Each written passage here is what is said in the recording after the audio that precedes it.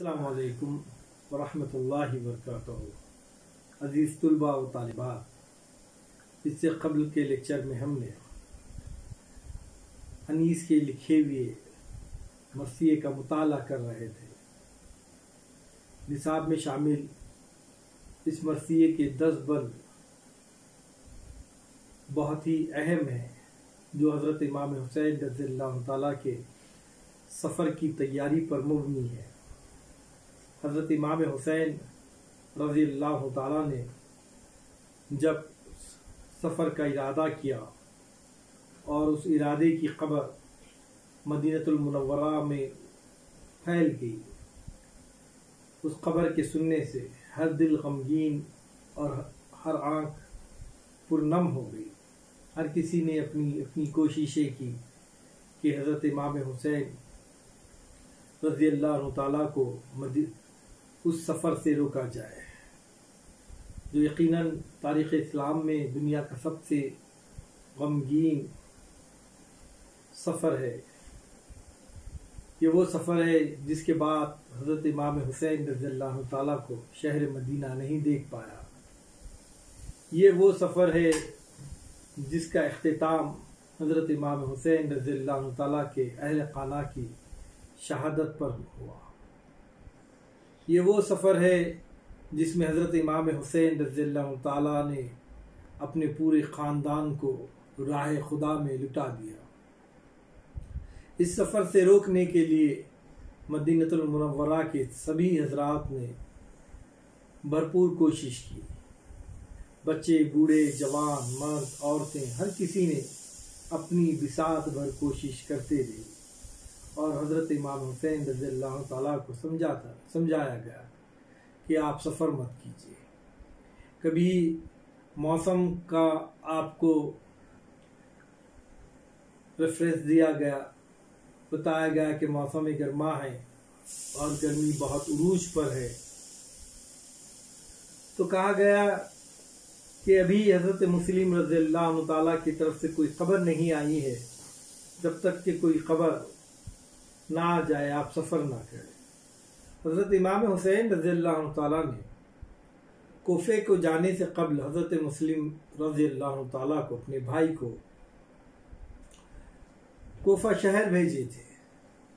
ان سے کہا تھا کہ آپ وہاں جا کر وہاں کی کیفیات، وہاں کے لوگوں کی نیت اور ارادوں کو بھانپے، پہچانے، جاننے کی کوشش کرے، اس کے بعد پیغام لکھے۔ اس خط کی بنیاد پر سفر کرنا طے تھا۔ لوگوں نے کہا کہ ابھی خط نہیں آئے، آپ مت جائیے گا۔ حضرت امام حسین رضی اللہ تعالیٰ سے لوگوں کی وابستگی بے انتہا تھی۔ لوگوں کو والہانہ عشق تھا حضرت امام حسین رضی اللہ تعالیٰ سے، اور کیوں نہ ہو، کیونکہ عشق حسین ہی ایمان ہے۔ حضرت امام حسین رضی اللہ تعالیٰ نواز رسول ہے، اور امام حسین رضی اللہ تعالیٰ سے محبت کرنا گویا سرور کونین صلی اللہ علیہ وسلم سے محبت کرنا ہے۔ اب ان کا ایسے مقام پر جانا جو مشکوک رہا ہے، اس مشکوک مقام پر جانا کسی بھی گوارا نہیں تھا۔ ہر کسی نے اپنی بساط بھر کوشش کرتے ہوئے حضرت امام حسین کو روکا، لیکن حضرت امام حسین رضی اللہ تعالیٰ نے کسی کی نہیں مانی۔ منظور خدا کچھ اور تھا۔ تاریخ زخم ہونے والی تھی، رہتی دنیا تک پوری کائنات کو پیغام ملنے والا تھا کہ دیکھو، ظالم کے سامنے اپنے آپ کو سپرد مت کیجیے، حق پر ڈٹے رہو، چاہے اس کے لیے زندگی کا نذرانہ راہ خدا میں دینا پڑے۔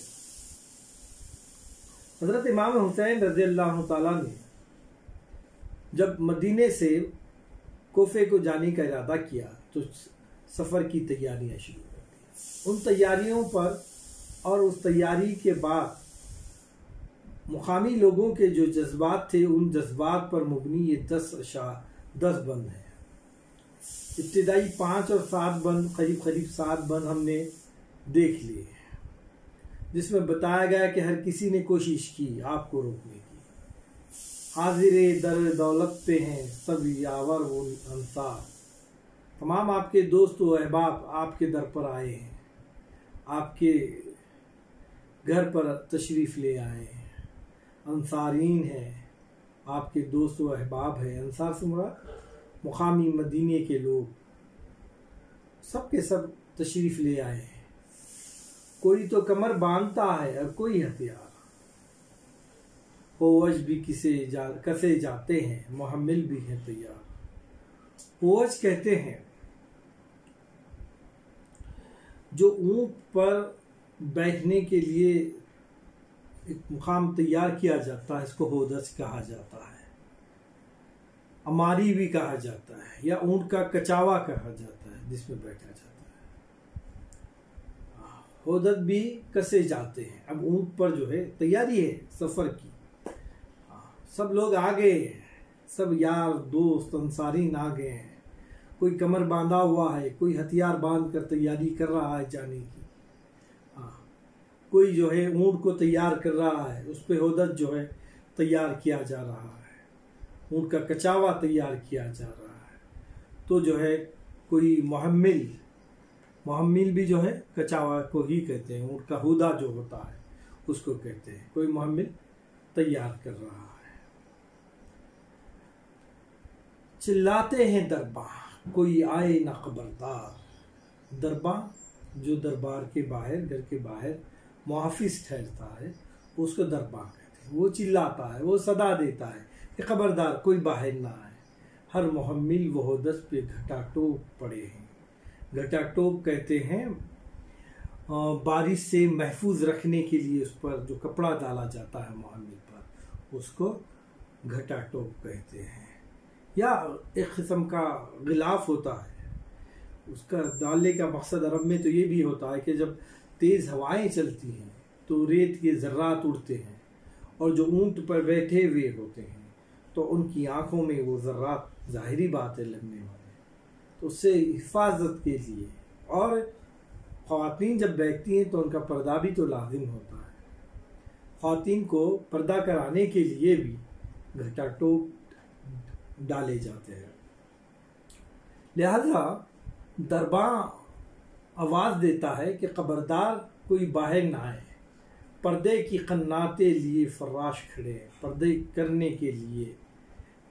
فراش کہتے ہیں فرش بچھانے والے کو، وہ شخص جس کے اہتمام میں خیموں کا گاڑنا اور اکھاڑنا ہوتا ہے. وہ لوگ پردے لیے کھڑے ہوئے ہیں کہ پردہ دار خواتین اب آنے والی ہیں، اور وہ محمل میں بیٹھنے والی ہیں، ہودج میں بیٹھنے والی ہیں، کچاوے میں بیٹھنے والی ہیں.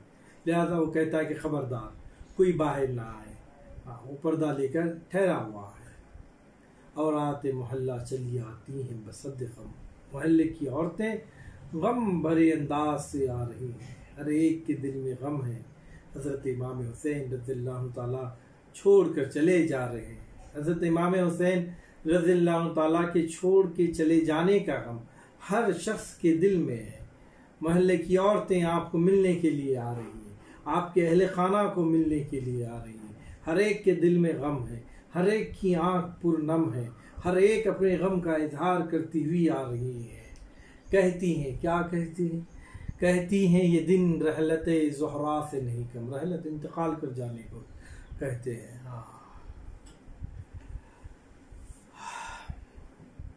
یہ جو دن ہے جو حضرت امام حسین رضی اللہ تعالی مدینہ چھوڑ کر چلے جا رہے ہیں، یہ دن حضرت بطول فاطمہ رضی اللہ تعالیٰ کے انتقال کر جانے کے دن سے کم نہیں ہے. جو غم کا احساس حضرت بطول فاطمہ، حضرت فاطمہ رضی اللہ تعالیٰ کے انتقال کر جانے سے تھا، جب آپ دنیا سے پردہ فرما گئی تھی، جب آپ دنیا سے چلی گئی تھی، انتقال کر گئی تھی، جو غم اس وقت اہل مدینہ کو ہوا تھا، جو غم اہل مدینہ کی آنکھوں نے دیکھا تھا، جس غم کے سبب اہل مدینہ کی آنکھیں پرنم ہو گئی تھی، دل غمگین ہو گیا تھا، ویسا ہی دن آج ہے. کیوں ہے؟ کیونکہ لخت جگر فاطمہ جو ہے وہ مدینہ چھوڑ کر جا رہا ہے. اس لیے عورات محلہ کہتی ہیں کہ یہ دن रहलत ज़हरा से कम नहीं है। हज़रत बीबी फ़ातिमत ज़हरा रज़ी अल्लाह ताला के इंतकाल कर जाने से दिन ये कम नहीं है। पुरसे की तरह रोने का गुल होता है हर दम। जिस तरह किसी के इंतकाल पर पुरसा देने आते हैं, गम को बांटने आते हैं, जो अहले गम है उसको लोग आकर जो है पुरसा देते हैं, उसकी हिम्मत बढ़ाते हैं, उसी तरीक़े का एक माहौल जो है मोहल्ले में बरपा है। कैसा है माहौल कि चारों तरफ एक गम अंगेज फिजा कायम है, सिसकियाँ भरी हुई हैं फिजा में, रोने की आवाज़ आती हुई महसूस हो रही है। पुरसे की तरह एक गम अंगेज माहौल जो है पूरी फिजा में छाया हुआ है। फर्श उगता है क्या, बिछती है गोया सफ़े मातम। ये उग क्या रहे हैं, ये जा क्या रहे हैं, गोया ऐसा महसूस हो रहा है कि मातम की सफ़ बिछ गई है। हर एक का दिल रो रहा है, हर एक अपने सीने को पीट रहा है, गम का इजहार कर रहा है। हज़रत इमाम हुसैन के जाने का गम हर फर्द मदीना के दिल में भरा हुआ है। एक खौफ भी है, एक छुपा हुआ खौफ भी है। हर कोई यजीद की जहालत से वाकिफ है, उस बदबख्त इंसान की नीयत से भी वाकिफ है। उन्हें खौफ है मदीने के लोगों को कि हज़रत इमाम हुसैन रज़ी अल्लाह ताला अपने अहले खाना को लेकर, अपने कुंबे को लेकर, 72 लोगों को लेकर, इस काफिले को लेकर जब कोफा जाएंगे, यकीनन कोफे के लोग बेवफाई करेंगे, यजीद बेवफाई पर आएगा। वो बदबख्त इंसान है, वो फिर जुल्म व सितम करने पर भी नहीं चुकेगा। वो हज़रत इमाम हुसैन से दुश्मनी निकालेगा। ये खौफ है मदीने के लोगों को, और यही खौफ उनके दिलों में है जिसके सबब वो मातम कर रहे हैं, गम का इजहार कर रहे हैं, हज़रत इमाम हुसैन को रोक रहे हैं।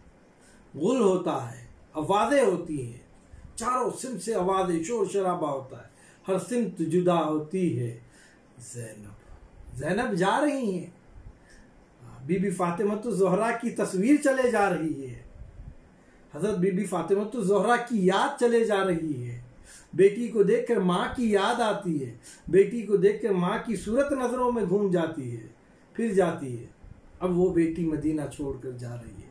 हर सिमत एक गुल है, हर सिमत एक शोर है, हर सिमत एक आवाज़ें चल रही हैं, हर सिमत इस बात का तज़किरा है कि अब हमसे ज़ैनब रज़ी अल्लाह ताला जुदा हो रही है, हमसे दूर हो रही है, मदीना छोड़कर जा रही है।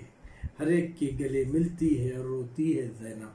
ज़ैनब रज़ी अल्लाह ताला को भी गम है, उनका भी दिल पुरनम है, उनकी आंखें पुरनम है। गम दिल जो है खून हो गया है गम के मारे। उनके लिए भी ये फैसला आसान नहीं है, उनके लिए भी ये सफ़र आसान नहीं है। नाना का शहर छोड़कर जाना है, जिस मोहल्ले में बचपन गुजरा, जिस शहर में बचपन गुजरा, जिन वादियों में खेले कूदे, जिन सहेलियों के साथ छोटे से बड़े हुए, जिन लोगों के गोदों में पले बढ़े, अब उन सबको छोड़कर वो जा रही हैं ऐसी वादियों में जिसका कोई जो है मुस्तकबिल ही नहीं है, ऐसी जगह पर जहाँ का कोई भरोसा ही नहीं है, ऐसे लोगों के दरमियान जिनके पास वफाशारी ही नहीं है। हज़रत ज़ैनब का दिल भर आया है। हज़रत ज़ैनब भी अपनी हमजोलियों से, अपने बड़ों से, अपने बुजुर्गों के गले मिलती है, उनकी भी आंखें पुरनम है। ले ले के बलाएं यही सब करती हैं तकरीर। हर कोई जो है हज़रत ज़ैनब रज़ी अल्लाह ताला की बलाएं लेती है। मोहब्बत का इजहार है, वो तरीक़ा है, एक तर्ज है। हर कोई अपने अपने तरीक़े से हज़रत ज़ैनब रज़ी अल्लाह ताला की बलाएं ले रही है, मोहब्बत का इजहार कर रही है, और इजहार करके कहती हैं, तकरीर करती हैं, अपनी इजहार दिल का मुद्दवा बयान करती है। क्या बयान करती हैं? इस गर्मी के मौसम में कहाँ जाते हैं शब्बीर?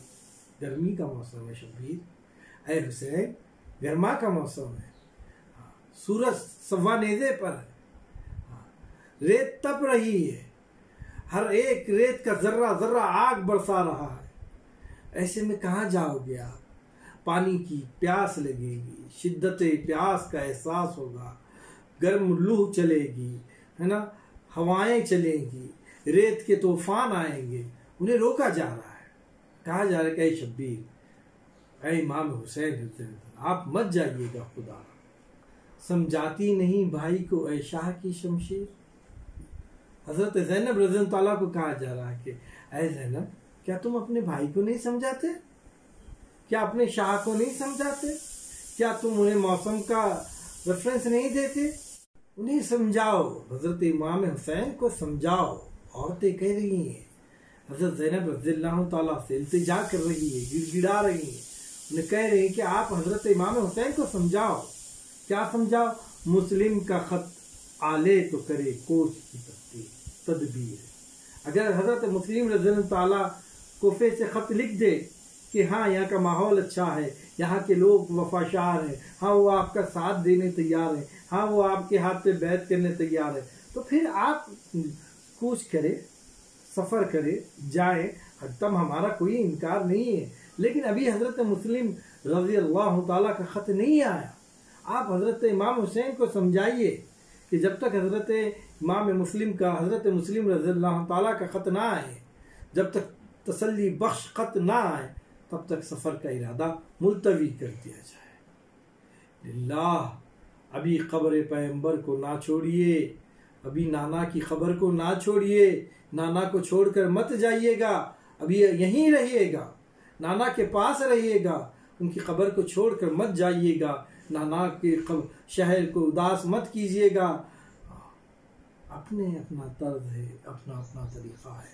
ایسا لگتا ہے کہ انیس موتیاں بکھیر دیے لفظوں کے، ایسا بھی لگتا ہے کہ سمندر کو کوزے میں جو ہے اپنے لفظوں کے ذریعے سے قید کر لیا ہے۔ وہ پوری تاریخ، وہ پورا غم جو مدینے میں بکھرا ہوا ہے، وہ لفظوں میں سمیٹا ہوا ہے۔ انیس نے مدینے کے پورے غم کو اپنے لفظوں میں سمیٹ لیا ہے، کوزے میں لے لیا ہے، اور کہتا ہے گھر فاطمہ زہرا کا ہے، اس گھر کو نہ چھوڑیے۔ کتنا پیارا جو ہے واسطہ دیا جا رہا ہے، یہ بی بی فاطمہ تو زہرا کا گھر ہے، آپ جاؤ گے چھوڑ کر تو یہ گھر خالی ہو جائے گا، یہ گھر ویران ہو جائے گا، اب اس گھر میں کون رہے گا؟ آپ تو چلے جا رہے ہو۔ یہ فاطمہ تو زہرا کا گھر ہے، یہ سرور کونین صلی اللہ علیہ وسلم کی بیٹی کا گھر ہے، یہ حضرت علی رضی اللہ تعالیٰ کا گھر ہے۔ علی کے گھر کو ویران مت کیجیے، علی کے گھر کو تنہا چھوڑ کر مت جائیے گا، اس گھر کو آباد ہی رکھیے گا۔ مختلف طریقے سے واسطے اور حوالے دے کر کوشش کی جا رہی ہے کہ حضرت امام حسین رضی اللہ تعالیٰ کو کسی طریقے سے اس سفر سے روک دیا جائے تاکہ آنے والا سانحہ رک جائے۔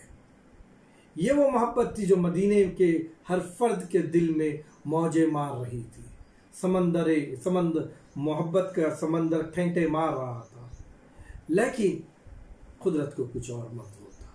دیگر اور بھی واقعات اس میں شامل ہیں جس کو انشاءاللہ تعالیٰ پھر کبھی کسی موقع اور محل کے لحاظ سے ہم اس کا مطالعہ کریں گے۔ لیکن یہ 10 بند جو ہے جس میں آپ نے سفر کا ارادہ کیا اور مختلف لوگوں نے، مدینے کے لوگوں نے آ کر مسلسل آپ کو روکا، اپنی محبت کا واسطہ دیا، حضرت اون و محمد کو ان کے ہمجولیوں نے دیا، حضرت زینب رضی اللہ تعالیٰ کو ان کے دیگر خواتین نے آ کر جو ہے ان کو کوشش کی روکنے کی، حضرت امام حسین کو کوشش کی، لیکن فیصلہ خدا کی جانب سے تھا، نکلنا طے تھا، سفر طے تھا، شہادت طے تھی، تاریخ رقم ہونا تھا، سو ہو کر رہ گئی اور دنیا تک پیغام دے گئی کہ اگر تم حسینی فرقے سے تعلق رکھتے ہو، اگر تم امام حسین کے چاہنے والے ہو، اگر تم امام حسین سے واسطہ رکھتے ہو تو دیکھو، ہاں دیکھو اس بات کو، یاد رکھو اس بات کو، ظالم کتنا بھی طاقتور ہو اس کے سامنے جھکنا نہیں ہے،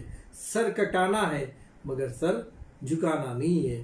حق حق ہوتا ہے، حق قائم رہتا ہے، اور ظلم ظلم ہوتا ہے، اندھیرا ہوتا ہے، اور اندھیرا ایک دن ختم ہو جاتا ہے۔ آج کے لیے اتنا کافی ہے، شکریہ۔